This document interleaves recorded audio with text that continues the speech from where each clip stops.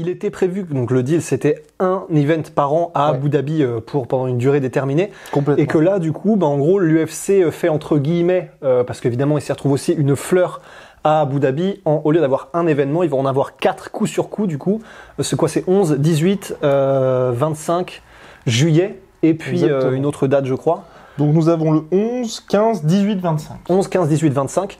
Et donc voilà, et pour le prix d'un, Abu Dhabi en a 4. Alors après... Donc c'est vrai que la location, apparemment, localisation, je me disais, elle est à moins d'un mile de l'aéroport, moins d'un mile de l'aéroport, ce qui n'est pas négligeable, ce qui est vraiment pas négligeable. Et en fait, c'est vrai que Abu Dhabi va tout couvrir, mais ça va être un effort concerté en fait de l'UFC d'Abu Dhabi, parce que l'UFC disait que là, au niveau infrastructure, ils ont déjà commencé à mettre tout un tas de trucs en œuvre.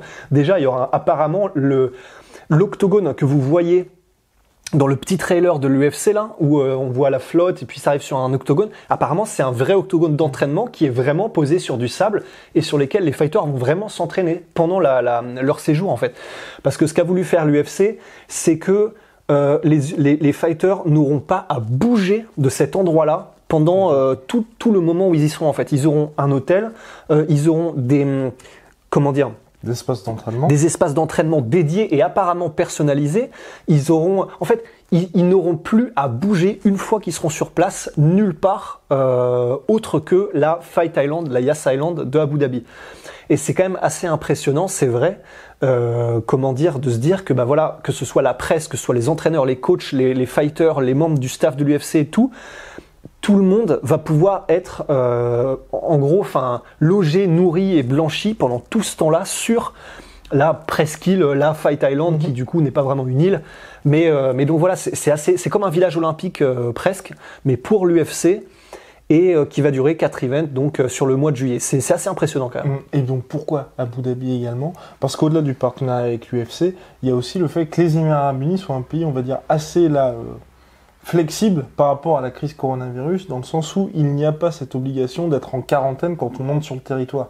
Et c'est vrai que pour les athlètes internationaux qui arrivent, c'est pour ça qu'il y a eu la Fight Island, parce qu'actuellement ils ne peuvent pas entrer sur le territoire américain, ils ne peuvent pas se permettre de rester, on va dire, 1 ou 2 semaines confinés de force, entre guillemets, dans un hôtel et pas pouvoir s'entraîner. Là, ils pourront directement arriver sur le territoire, ensuite aller sur la Fight Island, qui est donc, comme l'a dit Rust, extrêmement proche de l'aéroport, et directement commencer les combats. Et ça, franchement, je pense que pour l'UFC, c'était pas négligeable. L'autre avantage, c'est qu'on a dit que c'était pour les combattants internationaux, donc, ça veut dire hors États-Unis.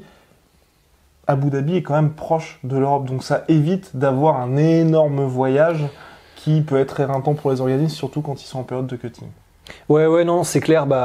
Déjà pour Cyril Gane, on a le droit de le dire. Complètement. Cyril Gane, du coup, qui y sera, pour lui, par exemple, c'est parfait parce que de France à Abu Dhabi, normalement, c'est l'étape quand tu vas à Singapour, au Chili ou quoi que ce soit. Donc là, c'est juste, t'as quoi, 2 heures d'avion, peut-être un peu plus.